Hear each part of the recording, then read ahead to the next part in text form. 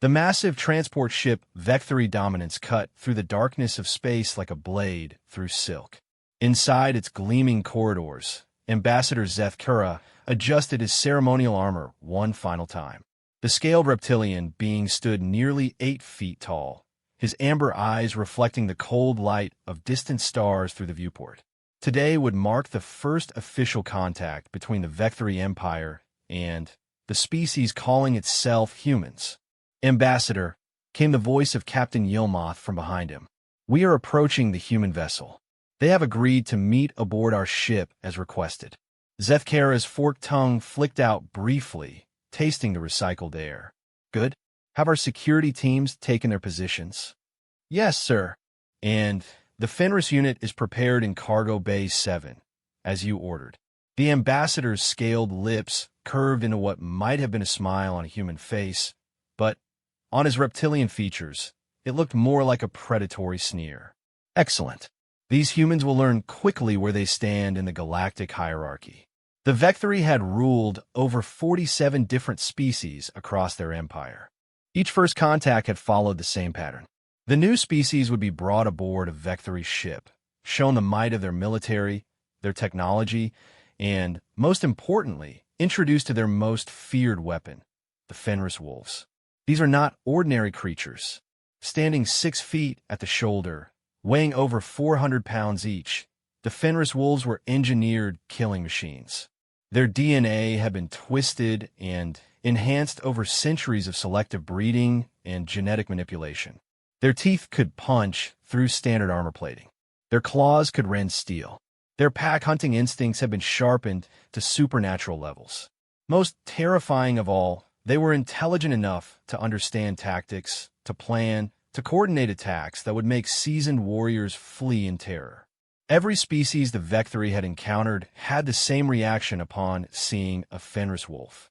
Fear, pure primal terror that bypassed all rational thought and struck directly at the deepest survival instincts.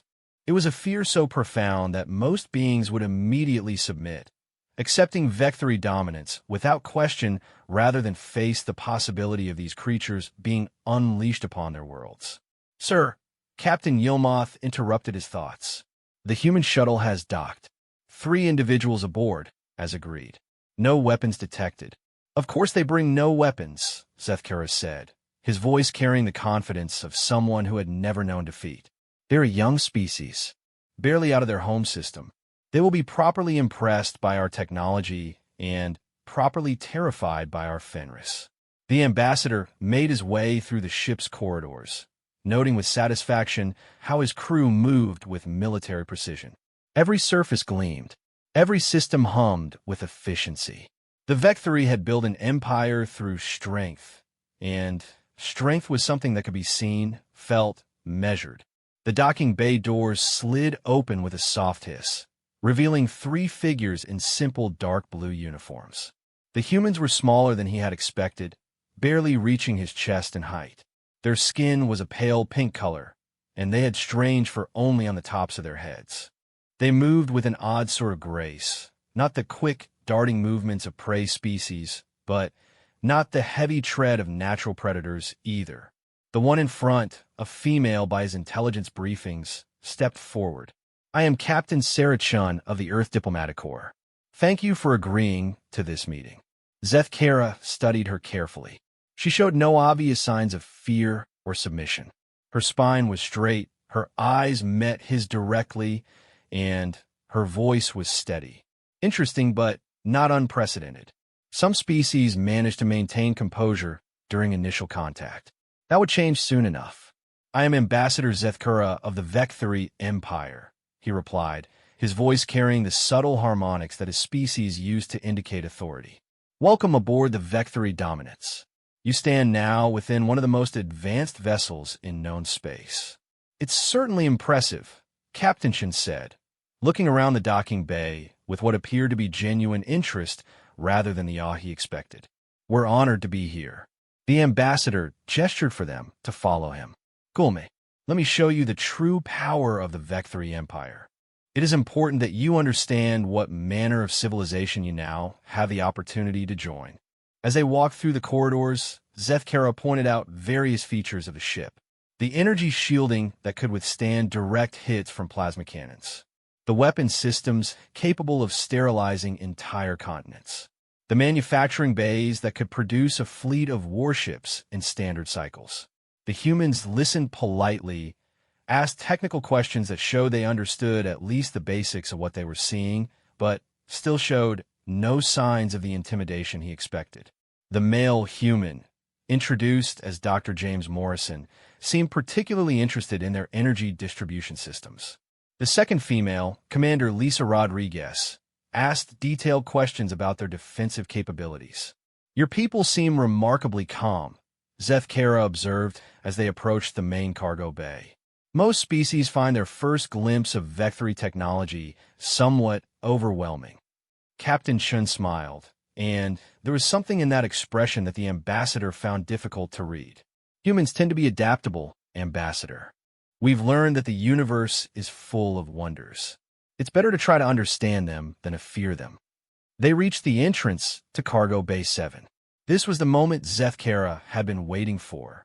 Beyond these doors waited 3 Fenris wolves, each a masterpiece of biological engineering, each capable of killing dozens of beings before being stopped. The sight of them had broken the will of every species the Vectri had encountered. "Before we continue with formal negotiations," the ambassador said, his voice taking on a more serious tone, "there is something you must see, something that will help you understand the true nature of Vectri power."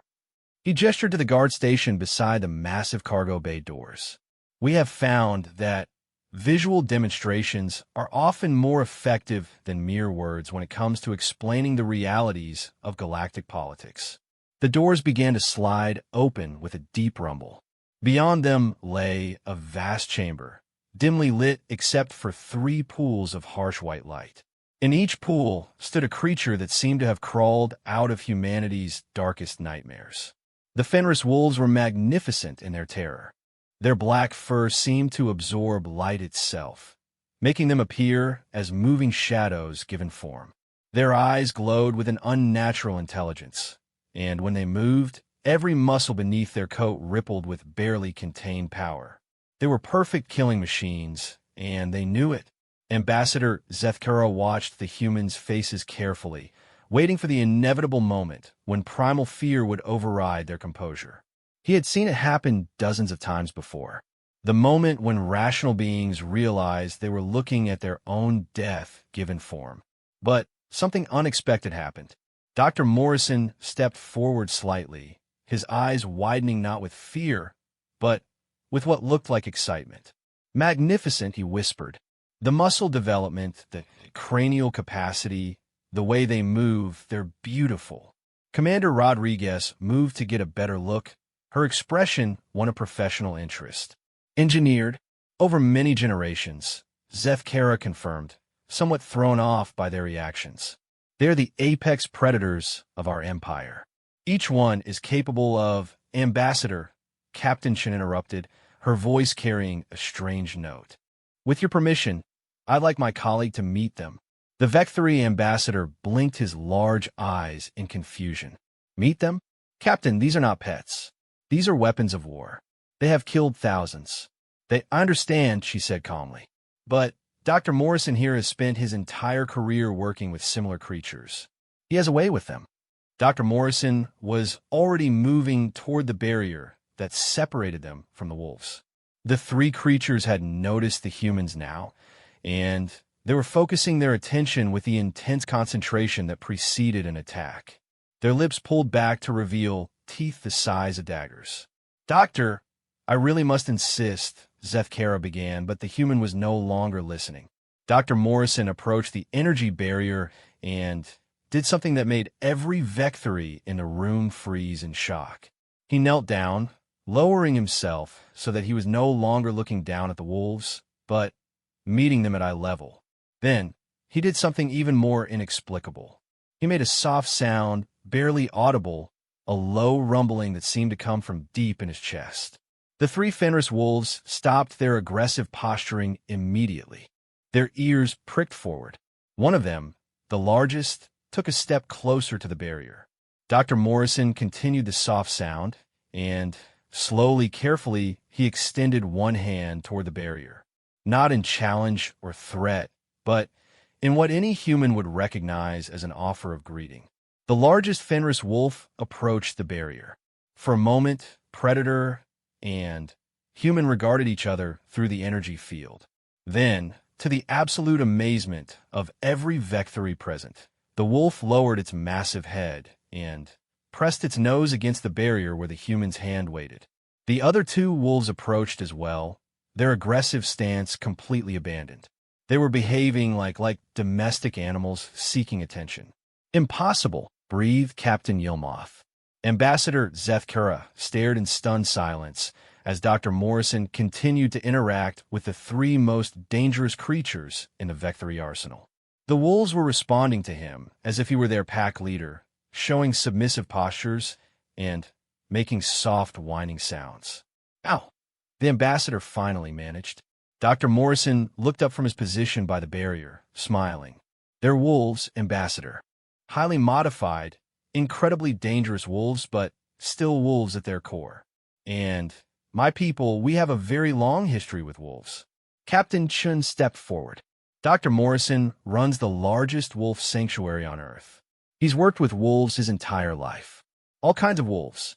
Wild ones, domestic ones, and everything in between. "But these are Fenris wolves," Zethkura protested. "They are killers. They show no mercy. No creature has ever. They're pack animals," Dr. Morrison explained gently, never taking his attention completely away from the three creatures watching him. Pack animals respond to confidence, consistency, and respect. Show fear, and they'll exploit it. Show dominance, and they'll challenge it. But show them that you understand their nature, that you respect what they are, and they'll accept you.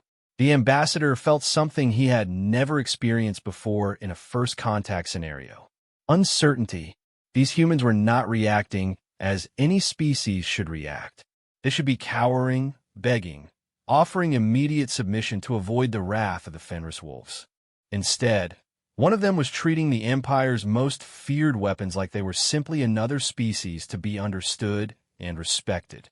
"This changes nothing," Zethkura said, but his voice lacked its earlier conviction. "You have seen our power. You know what we are capable of. Your species will submit to Vecthory authority, or what?" Captain Chen asked, her tone remaining calm and reasonable. "You'll unleash your wolves on our worlds?" "Ambassador, with respect, I don't think you understand what you're dealing with." She gestured to Dr. Morrison, who was now somehow projecting calm energy that had all three Fenris wolves lying down near the barrier, watching him with what could only be described as devotion. "Humans don't fear wolves, Ambassador. We made wolves our partners 40,000 years ago. We turned the apex predators of our world into our companions, our helpers, our friends. Every human child grows up with stories of wolves. Some as monsters, yes, but many as allies, as guides, as protectors." The ambassador felt the foundation of his worldview beginning to crack. But they are designed to inspire terror. They are the ultimate predators. "They're magnificent creatures," Dr. Morrison said, standing slowly so as not to startle his new friends. "And they're clearly intelligent. But, Ambassador, if you want to terrify humans with predators, you'd need something we haven't already tamed, befriended, or learned to respect." Commander Rodriguez spoke for the first time since entering the cargo bay. "We've tamed creatures that could swallow these wolves whole. We've made pets of some of the most dangerous predators our world ever produced. We've turned apex hunters into loyal companions who sleep in our beds and play with our children." Captain Chen stepped closer to the ambassador, and for the first time he saw something in her eyes that made him take an involuntary step backward. Not fear, but a kind of confidence that spoke of species that had looked at a planet full of creatures designed to kill them, and had somehow convinced most of those creatures to love them instead. The question, Ambassador Zethkura, is not whether humanity will submit to the Vecthory Empire. The question is whether the Vecthory Empire is ready to meet a species that doesn't know the meaning of submission. Behind the energy barrier, The three Fenris wolves watched Dr. Morrison with the patient attention that wolves reserve for their pack leaders, waiting for his next command, ready to follow wherever he might lead.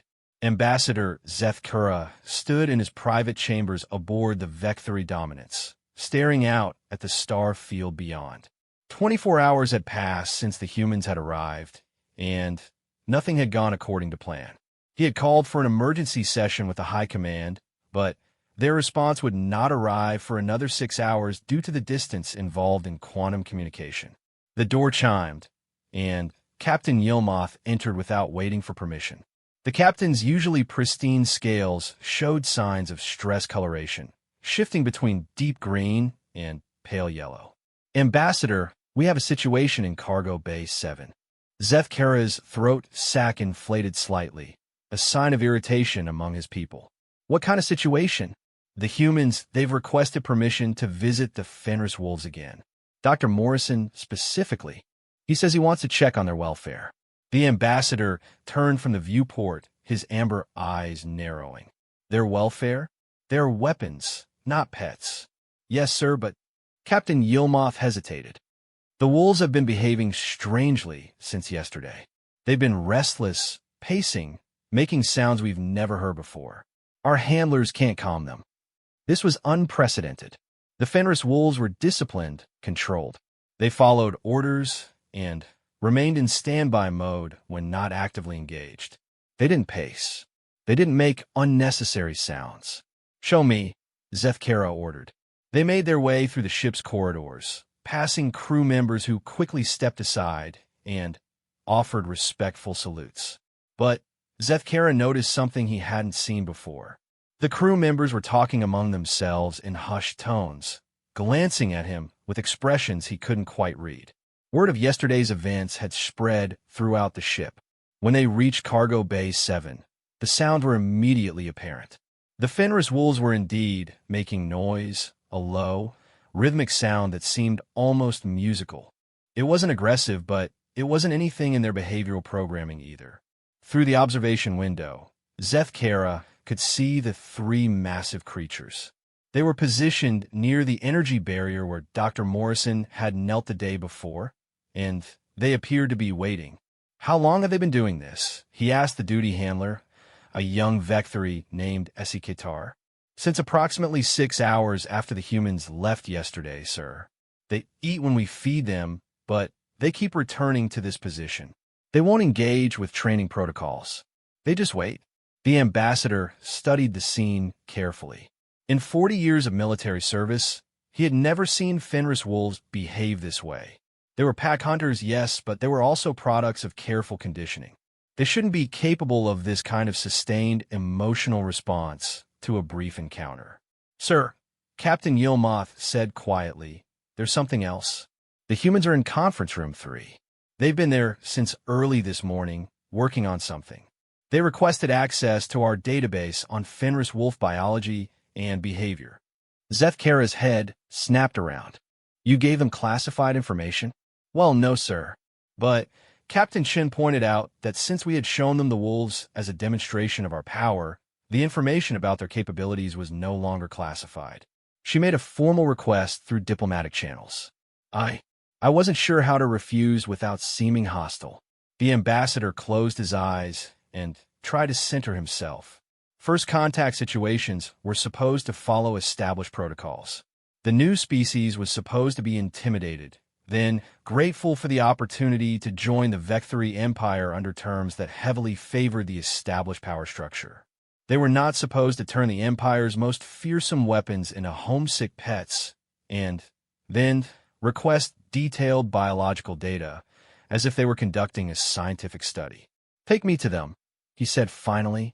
Conference Room 3 was one of the ship's more elegant spaces, designed to impress visiting dignitaries with Vecthory artistic sensibilities and technological sophistication. When the ambassador entered, he found the three humans clustered around a holographic display showing detailed anatomical scans of Fenris wolf neural pathways. Dr. Morrison looked up as they entered, and Zethkara was struck again by the human's strange eyes. They were blue, like some of the gas giants in Vecthory space, and they seemed to hold depths that his species' psychology briefings hadn't prepared him for. "Ambassador," Captain Chin said, rising from her chair, "thank you for coming. We were hoping to discuss our findings with you." "Findings?" Zethkara settled into a chair that automatically adjusted to accommodate his larger frame. "You've been studying our property for less than one planetary rotation. What could you possibly have found?" Dr. Morrison gestured to the holographic display, which shifted to show a comparison between Fenris wolf brain scans and what appeared to be similar scans from another species. "Ambassador, your Fenris wolves are remarkable creatures, but I think there may have been some unintended consequences in their development process." The display highlighted specific regions of the brain, showing activity patterns in real-time neural mapping. "These areas here and here show development far beyond what would be expected even in enhanced predators. This is the region associated with social bonding, pack hierarchy recognition, and emotional attachment." Commander Rodriguez joined the presentation. "What Dr. Morrison is saying is that in making these creatures more intelligent, your people may have inadvertently enhanced their capacity for emotional connection beyond what normal wolves possess." Zethkara studied the display, trying to process the implications. "You are suggesting that our weapons are emotionally compromised." "Not compromised," Dr. Morrison said quickly. "Enhanced, but in a way that might not be immediately apparent unless you knew what to look for." The holographic display shifted again, this time showing behavioral analysis data. "Look at this footage from yesterday." The display replayed the scene from the cargo bay, but this time with overlaid data showing physiological responses from all three wolves. Heart rates, brain activity, hormone levels, muscle tension. "Watch what happens when I first approach the barrier," Dr. Morrison narrated. The data showed the expected predator response: increased heart rate, elevated stress hormones, muscle tension preparing for attack. But then, at the moment when the human knelt and made his soft sound, everything changed. "See here? Their stress hormones drop almost immediately. Heart rates stabilize. But look at this." He highlighted a specific neural activity pattern.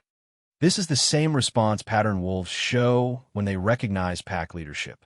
Not submission through fear, but acceptance of hierarchy through respect." Captain Chin moved to stand beside the display. "Ambassador, I think your people created something more magnificent than they realized. These aren't just enhanced predators. They're enhanced social creatures with an extremely sophisticated understanding of pack dynamics." "But that would mean," Zethkara began, then stopped as the implications hit him.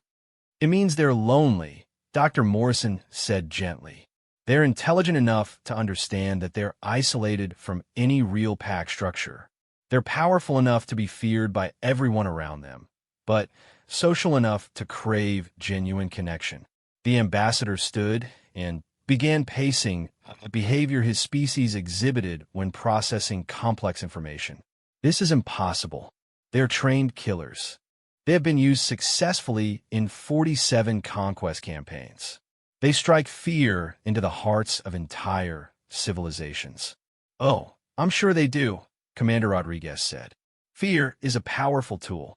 But, Ambassador, there's something you need to understand about humans and fear." She gestured to her companions. "We come from a world where everything was trying to kill us. Predators that could outrun us, outclimb us, outswim us. Diseases that could wipe out entire populations.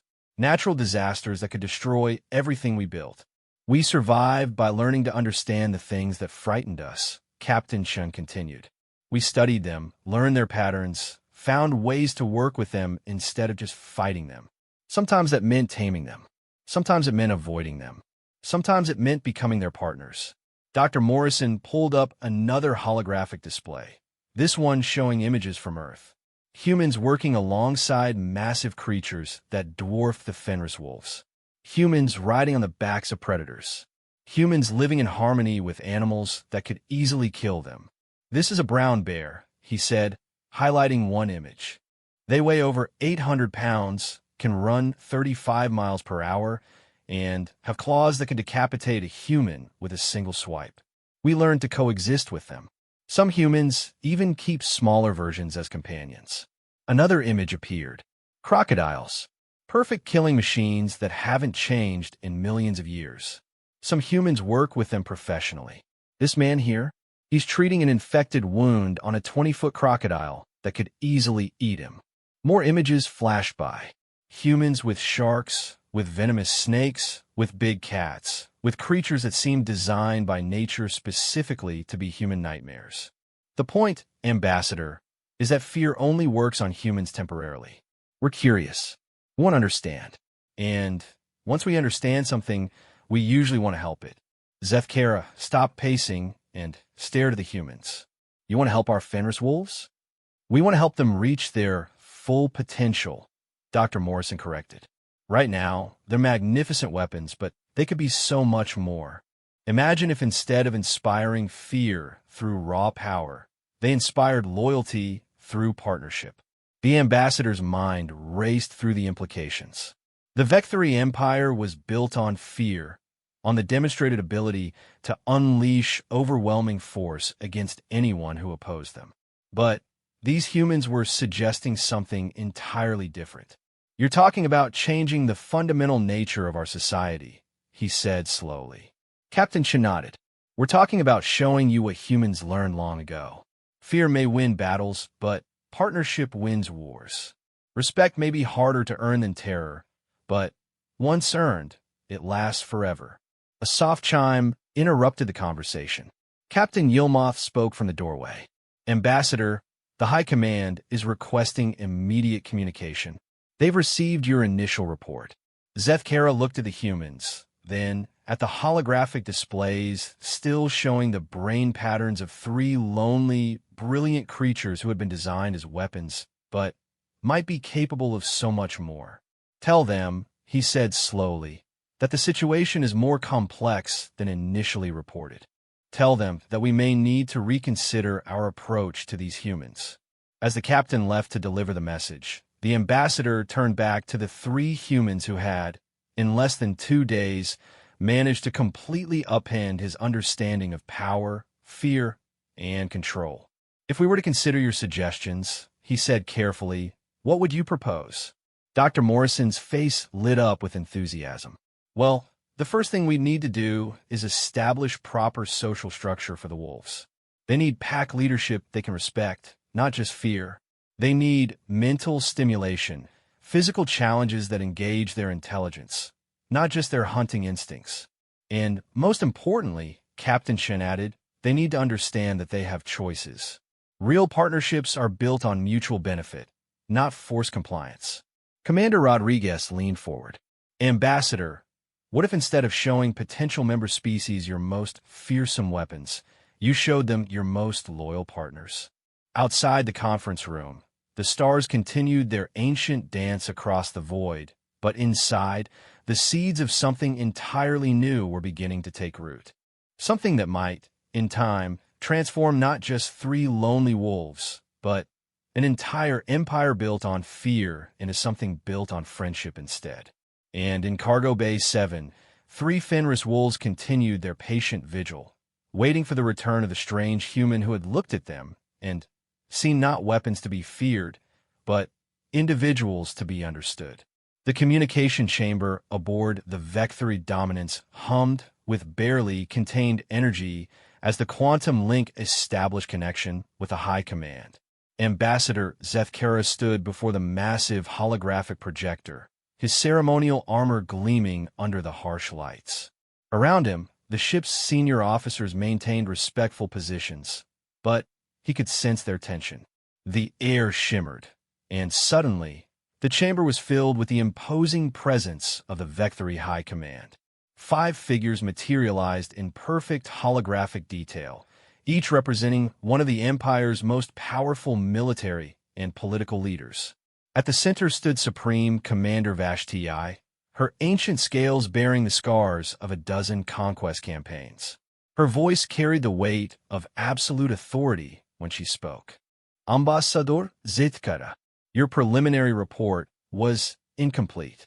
Explain how a primitive species has managed to compromise our most effective psychological weapon. Zethkura straightened his posture, drawing on decades of military discipline. Supreme Commander, the situation is more complex than our initial intelligence suggested. These humans are not responding according to established first contact protocols. Obviously, interrupted General Keth Moore, his massive frame bristling with technological implants. The question is whether this represents a threat to Imperial security.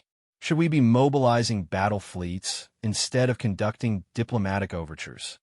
That may not be necessary, General, Zethkara replied carefully. The humans have shown no aggressive tendencies. In fact, their reaction to our demonstration of power was educational. He activated his personal recording devices, transmitting the footage from Cargo Bay 7 to the High Command. The 5 leaders watched in silence as Dr. Morrison approached the energy barrier and somehow managed to calm 3 of the Empire's most fearsome weapons with nothing more than confidence and understanding. When the recording ended, the silence stretched for long moments. "Impossible," whispered Science Director Yalseth, her elongated cranium pulsing with the rhythm of rapid thought. Fenris wolves do not respond to non-vectory in this manner.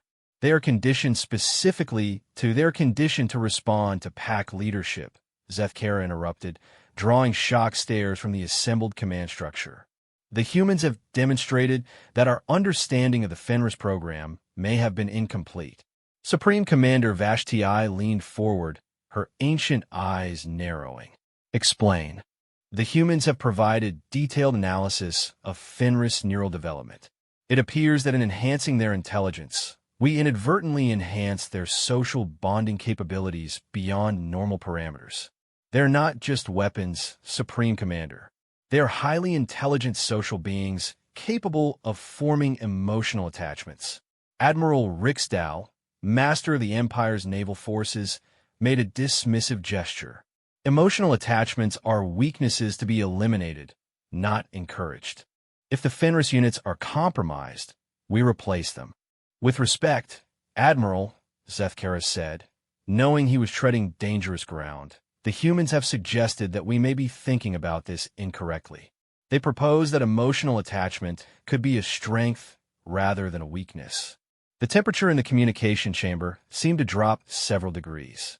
"You are suggesting," Supreme Commander Vashti said in a voice like winter wind, "that we abandon the fundamental principles upon which this empire was built? Fear and submission have brought 47 species into our domain.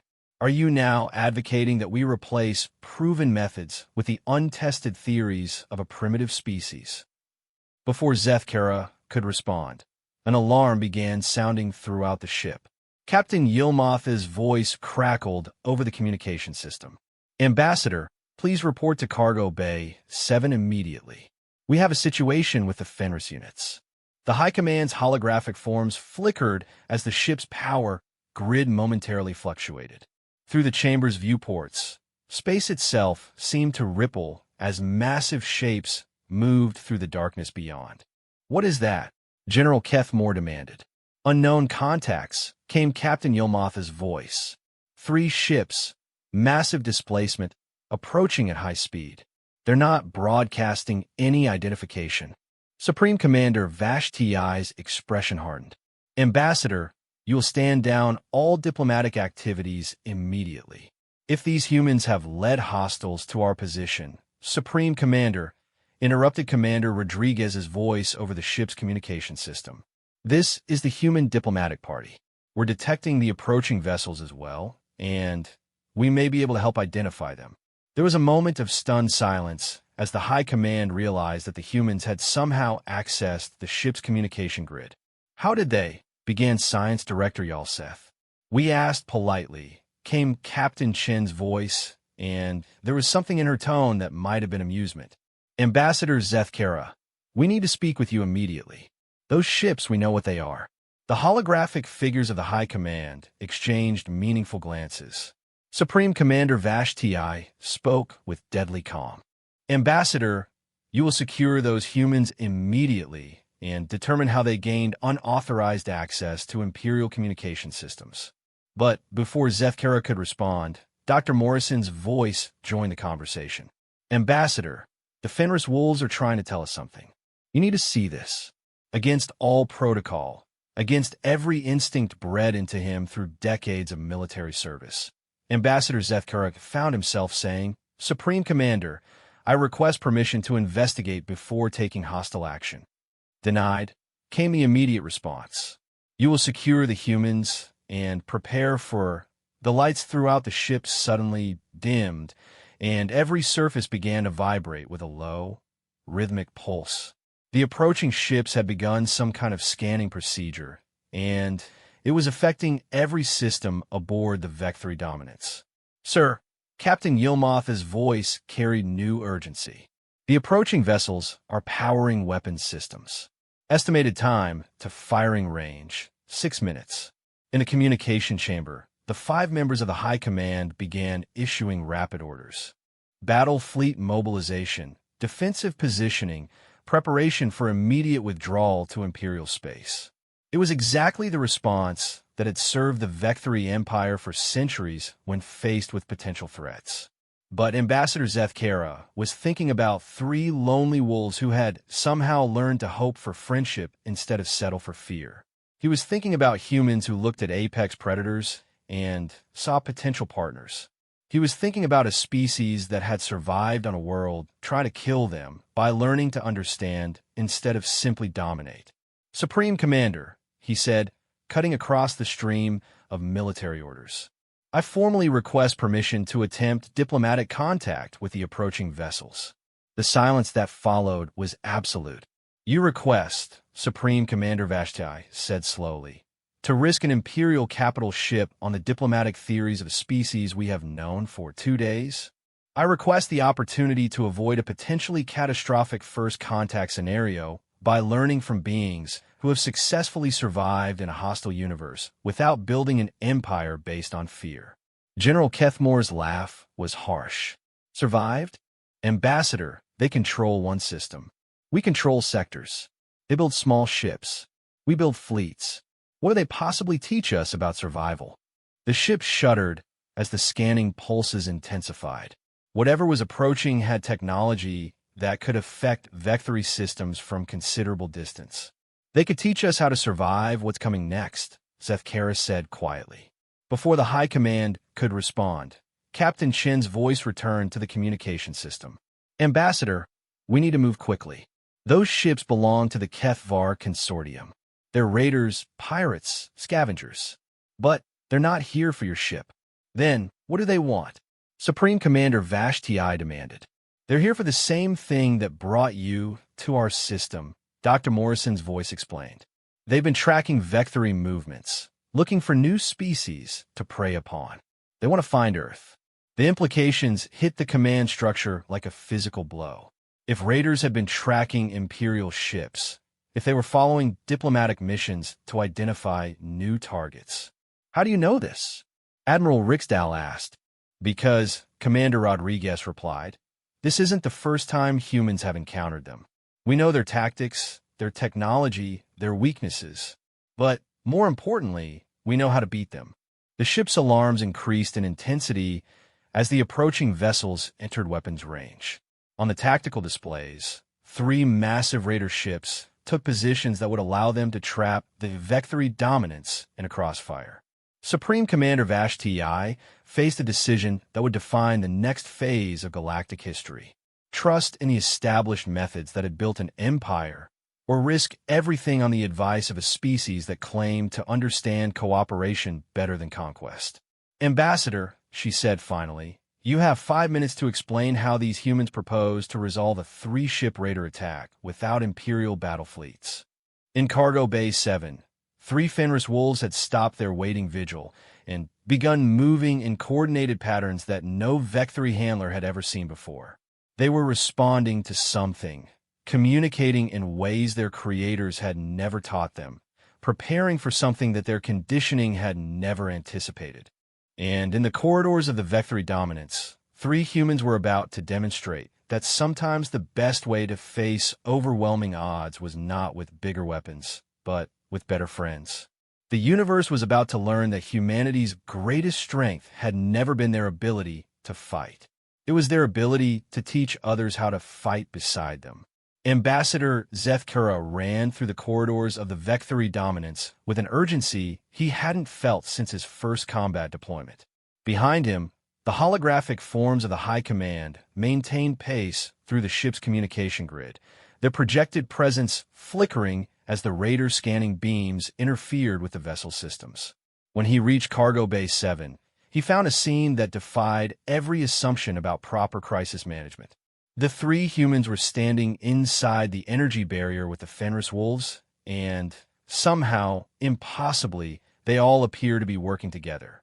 Dr. Morrison had his hands on the massive head of the largest wolf, their eyes locked in what could only be described as silent communication. Captain Chun was studying a portable holographic display that Commander Rodriguez held, showing tactical information that shouldn't have been accessible to non-Vecthory personnel. "How did you get inside the containment field?" Captain Yilmoth demanded from the observation deck. "We asked them to lower it," Captain Chun replied without looking up from her display. Amazing what happens when you treat people as allies instead of prisoners. Supreme Commander Vashti's voice resonated through the bay's speakers. "Ambassador, this situation is completely unacceptable. Unauthorized personnel are in direct contact with Imperial weapons systems during a crisis scenario." But Dr. Morrison looked up from his communion with the wolf and said something that stopped all protests. "Ambassador, they want to help. The wolves, I mean. They understand that the ship is in danger, and they want to protect it." "Impossible," came Science Director Yalsetha's voice. "Fenris wolves are programmed for offense, not defense. They don't have protective instincts toward Vecthory vessels." Commander Rodriguez gestured to her display, which now showed real-time neural activity from all three wolves. "Actually, they do. Look at these patterns. They're not showing aggression toward an external threat. They're showing the same neural patterns that pack animals display when defending their territory and pack members." The ship shuddered again as the Raider vessels closed to attack range. Through the bay's viewports, the three massive ships were visible as dark silhouettes against the star field, their weapon ports glowing with charging energy. 2 minutes to weapons range, Captain Yilmoth announced. Captain Shin finally looked up from her display. "Ambassador, we need to do something that's going to seem completely insane, but it's the only chance we have." "Explain quickly," Zethkura said, acutely aware of the High Command listening to every word. "The Kethvar Raiders use pack tactics, just like wolves. They coordinate their attacks using quantum-link communication systems that let them act as a single unit. It's what makes them so effective against larger ships." Dr. Morrison stood, keeping one hand on his wolf companion's shoulder. "But pack tactics have a weakness. If you can disrupt the pack leadership, the whole structure breaks down." "And how?" Supreme Commander Vashti's voice cut through the explanation. "Do you propose to disrupt the leadership of 3 heavily armed Raider vessels?" Commander Rodriguez smiled, and there was something in that expression that reminded everyone present why humans had survived on a world full of predators. By introducing them to a pack they can't understand or predict. She gestured to the 3 Fenris wolves, who were now standing in a formation that no Vecthory military manual had ever described. They were positioned not for attack, but for coordinated movement, like members of a hunting pack preparing for a complex group maneuver. "You want to use our Fenris units in space combat?" General Kethmore's voice carried disbelief. "They are biological weapons, not starfighter pilots." "No," Dr. Morrison said patiently. "We want to use them as they were meant to be used, as the Apex Predator Pack coordinators they've become." Captain Chun activated a new holographic display that showed the tactical situation around the ship. The Raiders are communicating using quantum frequencies, but so do enhanced Wolfpack leaders when they're coordinating complex hunts. The Fenris Wolves have been bred for intelligence far beyond normal parameters. They can understand tactical situations. "What Captain Chun is suggesting," Commander Rodriguez continued, "is that we link the Wolves' enhanced neural networks to the ship's communication systems. Let them coordinate our defensive response using pack tactics that no artificial intelligence can predict.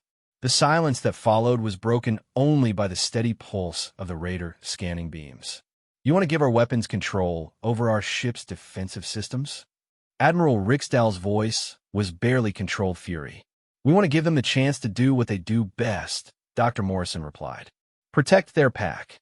The largest wolf, still maintaining contact with the human, made a soft sound that somehow conveyed both confidence and determination. The other two wolves moved to flank him, their positioning clearly indicating readiness for coordinated action. Ambassador Zethkura looked at the tactical display, where 3 Raider ships were preparing to unleash enough firepower to cripple a ship of the line. He looked at the High Command's holographic forms, representing centuries of military tradition and proven tactics. Then, he looked at 3 humans who had somehow convinced the Empire's most fearsome weapons to trust them completely. Supreme Commander, he said slowly, request permission to attempt the human strategy. Absolutely not, came the immediate response. Ambassador, you are relieved of command. Captain Yilmoth, you will implement standard defensive protocols and prepare for emergency jump to Imperial space. But Captain Yilmoth was staring at his tactical displays with growing alarm. Supreme Commander, the Raiders are using some kind of jamming field. I can't establish jump coordinates. We're trapped. The Raider ships began their final approach, weapon systems charging to full power. On the displays, energy readings climbed toward levels that could overwhelm the Vecthory Dominance's shields. 30 seconds to weapons range, the tactical officer announced. Dr. Morrison looked directly at Ambassador Zethkura. Sir, they trust you. The wolves, I mean. You've been part of their pack structure since they were brought aboard. They'll follow your lead, but only if you're willing to trust them in return. Captain Chun moved to a control console that should have been locked against non-Vecthory access. Ambassador, we can link their neural patterns to your defensive grid in 15 seconds. But you have to decide now. The ship's alarms reached crisis levels as the Raiders entered firing range. Zethkura looked at the 3 wolves, who were watching him with the patient attention that pack animals reserve for their alpha. In their enhanced eyes, he saw not the programmed loyalty of weapons, but the earned respect of equals who had chosen to trust him. Do it, he said. The High Command erupted in protests, but Captain Chun was already working at the console. Commander Rodriguez activated her portable systems, creating a bridge between human technology and Vecthory military networks. Dr. Morrison maintained his connection with the lead wolf, serving as translator between species that had never learned to communicate directly. The moment the link was established, everything changed. The 3 Fenris wolves didn't just connect to the ship's defensive systems. They became the ship's defensive systems. Their enhanced neural networks processed incoming data faster than any artificial intelligence, but with an understanding of pack dynamics and group psychology that no computer could match. Through the ship's sensors, they could perceive the Raiders not as individual threats, but as a disrupted pack structure vulnerable to the right kind of pressure. Through the communication systems, they could coordinate defensive responses with a precision that stunned the bridge crew. The first Raider salvo struck exactly where the ship's shields were strongest, deflected by positioning adjustments that happened faster than conscious thought. The second and third Raiders found their targeting systems confused by movement patterns that followed no predictable algorithm, but instead responded to pack instincts honed over millions of years of evolution. Impossible, breathed Science Director Yalseth as she watched the tactical displays. They're not just defending. They're hunting. The Fenris wolves had identified the Raiders' pack leader through analysis of communication patterns and movement coordination. Now, they were doing what wolves had always done when facing a rival pack. They were isolating the alpha. Using the ship's tractor beams like pack hunting tactics, they began herding the Raider vessels into positions where they couldn't support each other effectively. The lead Raider found itself separated from its companions, facing the coordinated attention of all 3 wolves working through the ship's weapon systems. But instead of destroying the vessel outright, they did something that no military strategist had anticipated. They began broadcasting on the Raiders' own communication frequencies, sending the neural patterns associated with pack submission and surrender. The effect was immediate and dramatic. The HFY Raiders, who had built their entire culture around pack-based hierarchy, suddenly found themselves facing a pack leader they couldn't identify, couldn't understand, and couldn't challenge effectively. One by one, the Raider ships powered down their weapons and began broadcasting surrender signals. "They're standing down," Captain Yilmoth announced in amazement. "All 3 vessels are requesting terms for surrender." In Cargo Bay 7, Dr. Morrison slowly released his connection with the lead wolf. All 3 animals moved back to their resting positions, but now they looked different. Not like weapons returning to standby mode, but like pack members who had successfully defended their territory and were now ready to rest. The High Command's holographic forms flickered as quantum communication re-established full clarity.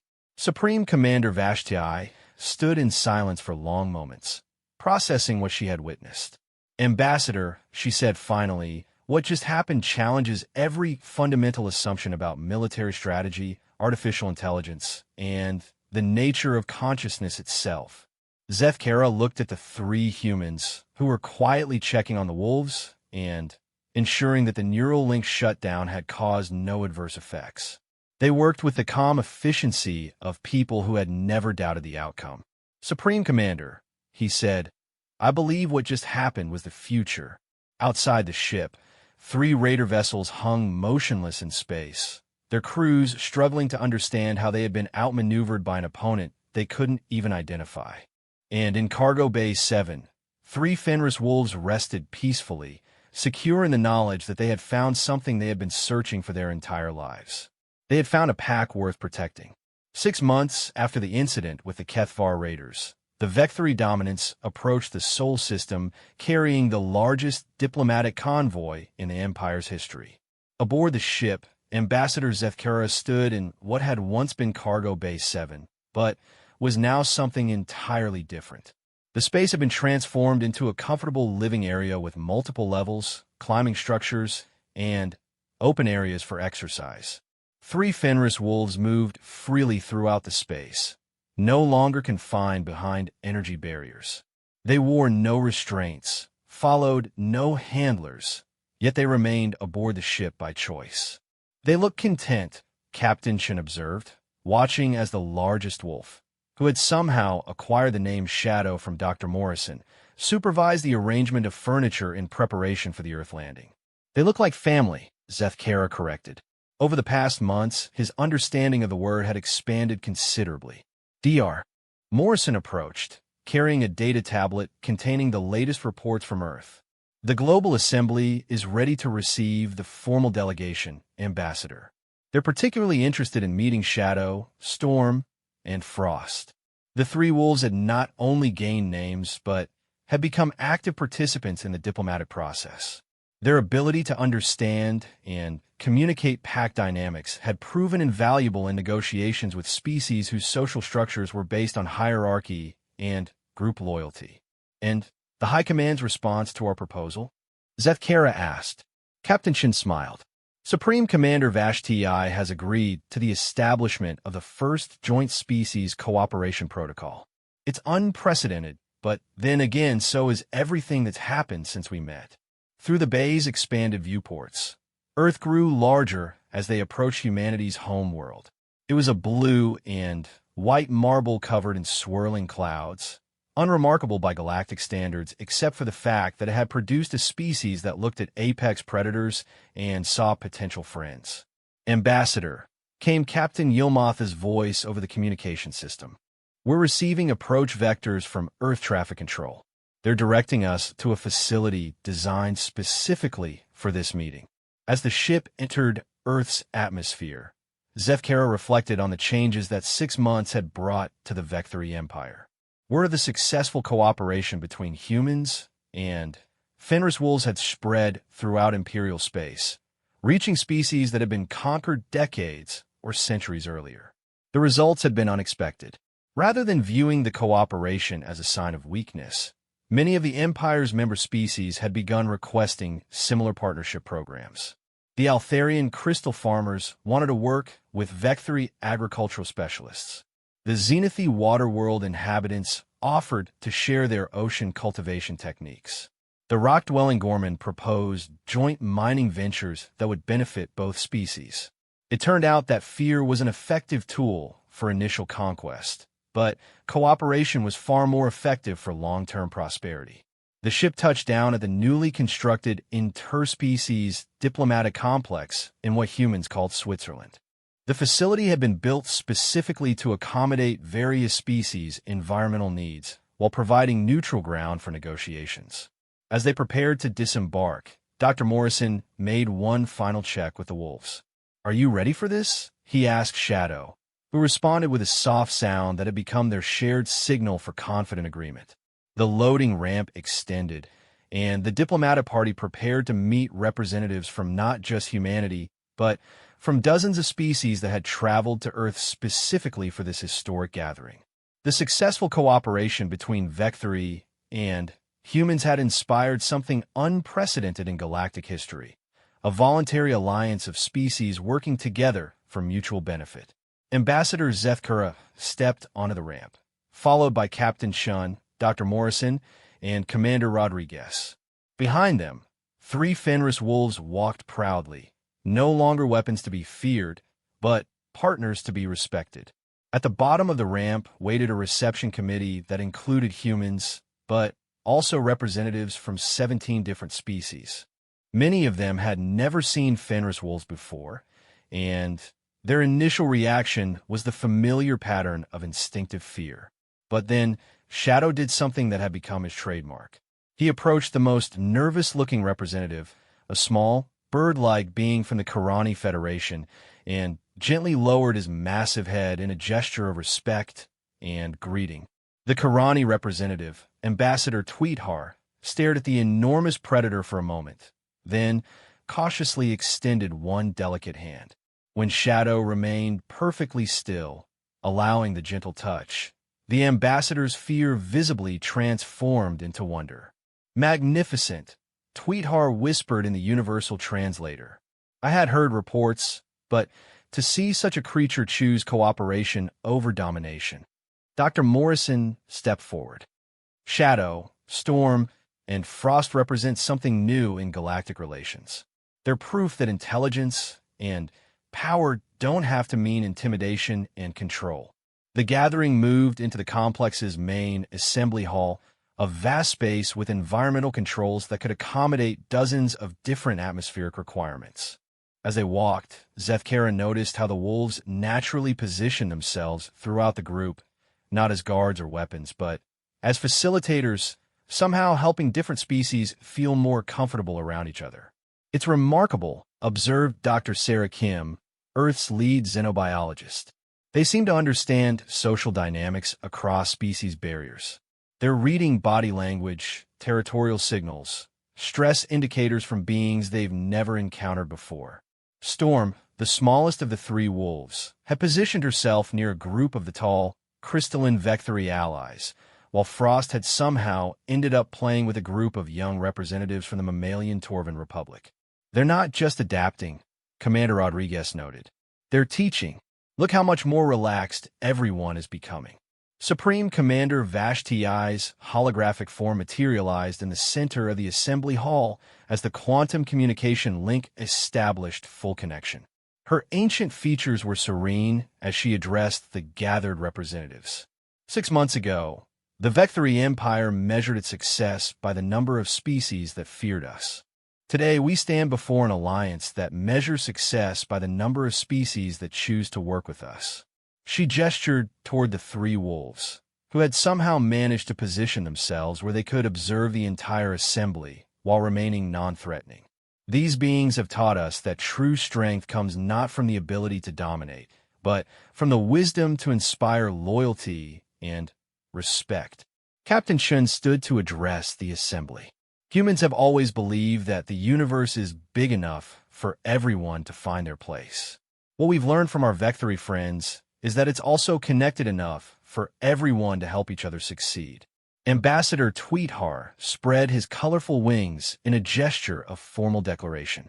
The Karani Federation proposes the establishment of the Galactic Cooperation Accord, with Earth as the neutral meeting ground, and these remarkable wolves as our symbol of what's possible when fear is replaced with understanding. The proposal was met with enthusiastic agreement from species that had never before had a voice in galactic politics.